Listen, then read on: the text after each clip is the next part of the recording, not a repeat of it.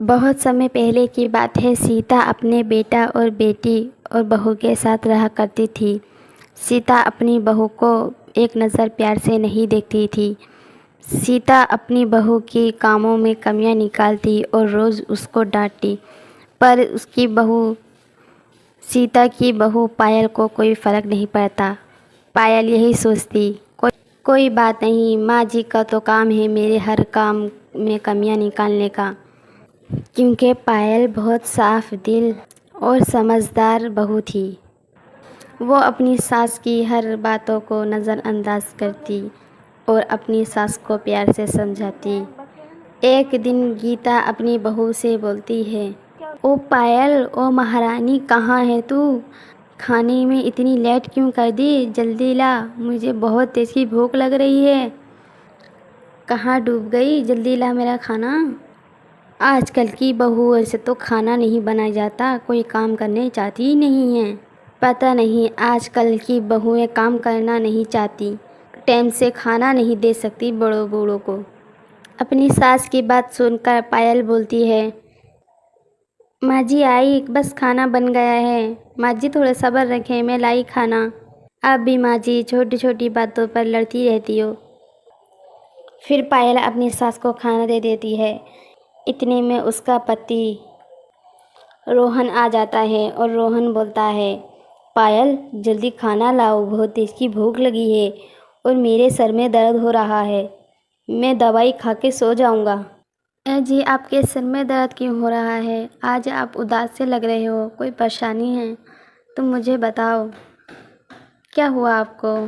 पायल, मैं तुम्हें क्या बताऊं, मैं तो लूट गया हूँ। जो मैंने बीमा डाला था अपनी बहन की शादी के लिए, वो कंपनी भाग गई है। अब मैं क्या करूं, मैं तो बर्बाद हो गया हूं।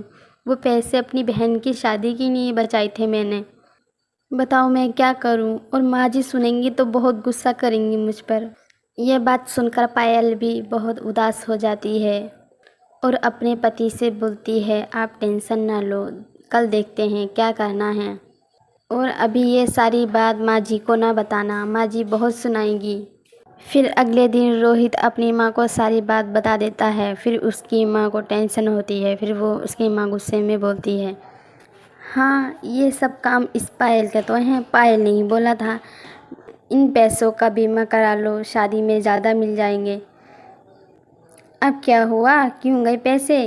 अब मुझे नहीं पता, मेरी बेटी की शादी होनी चाहिए कैसी भी हो, मुझे कुछ नहीं पता, यही लाएगी महारानी जो अपना दिमाग चलाती हैं। हाय, मेरे बच्चे की शादी कैसे होगी? इस इस महारानी की ना सुनती तो सही रहती, मैं अपनी बेटी की शादी तो खूब अच्छी कर सकती थी, अब मैं कहाँ से लाऊं? फिर पायल अपनी सास को समझाती है पर उसकी सास नहीं मानती। फिर पायल बाज़ार जाती है सब्ज़ी खरीदने, तो वहाँ जाकर देखती है कि एक लेडीज़ सब्जियाँ बेच रही है। पायल ये सब देखकर उसके दिमाग में आइडिया आता है, क्यों ना मैं भी सब्जियां बेचूं और ताज़ा ताज़ा सब्जियां बेचूंगी तो मेरी भी आमदनी अच्छी होगी। ये काम मैं भी कर सकती हूँ। पर हाँ, माँ जी को और रोहित को अच्छा तो नहीं लगेगा, पर कुछ कर सकूँगी, अपनी नंद की शादी भी करनी है मुझे। ये सारी बातें पायल सोच रही थी और घर आ गई। घर आकर रोहित से बोलती है, ए जी मुझे थोड़े पैसे दे दो, मैं आज बाज़ार गई थी, वहाँ पर एक औरत बाज़ार में सब्जियाँ बेच रही थी। मैंने सोचा मैं भी सब्जियाँ बेचूं और ताज़ा ताज़ा आमदनी होगी, ताज़ा सब्ज़ी लाऊंगी। कुछ पैसे आप करोगे, कुछ पैसे मैं कमाऊंगी, तो फिर देखना नंदिनी की शादी खूब भारी और अच्छी होगी। वीआईपी शादी करेंगे हम, वीआईपी। बस आप थोड़े से पैसे दे दो जो मैं अपना काम जमा सकूं। पायल की ये सारी बात सुनकर सीता पायल पर बहुत गुस्सा करती है और फिर यही कहती है, एक तो बदनामी कराई दी तूने पैसे ख़राब करवा के, अब तू सब्जियाँ बेचने जाएगी, घर से बाहर निकलेगी? बिल्कुल नहीं करेगी ये। फिर पायल बाज़ार चली जाती है। बाज़ार जाकर ताज़ा ताज़ा सब्जियाँ लगा लेती है। ताज़ा ताज़ा सब्जियां देखकर खरीदने वाले आते हैं। पायल का दिन आज पहला था, इसलिए पायल ने सब्जियों के दाम कम कर रखे थे और उसकी सब्जियां धीरे धीरे सब बिक गईं और पायल की आमदनी खूब अच्छी हुई। वो खुशी खुशी अपने सास के पास जाती है और अपनी सास से बोलती है, माँ जी देखो मैंने आज बहुत पैसा कमाया है, देखो माँ जी ताज़ा ताज़ा पैसा है।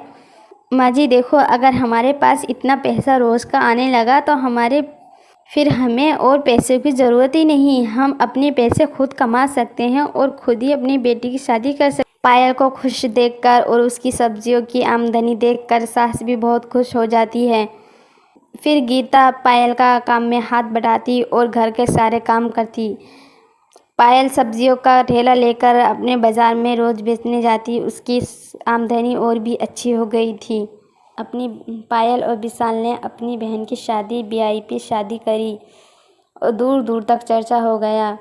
पायल को सब पायल के नाम से नहीं बुलाते थे, बल्कि सब्जी वाली बुलाते थे और पायल की और भी अहमियत इज्जत करने लगे। कोई भी काम छोटा और बड़ा नहीं होता, आमदनी और इज्जत मिलनी चाहिए। फिर पायल की सास पायल से बहुत खुश रहने लगी और अपनी बेटी जैसा बर्ताव करने लगी। पायल पायल की सास को यूँ बदलते पायल को बहुत अच्छा लगता और अपनी सास को और भी इज्जत देती और प्यार देती। अब सब लोग खुशी खुशी रहने लगे।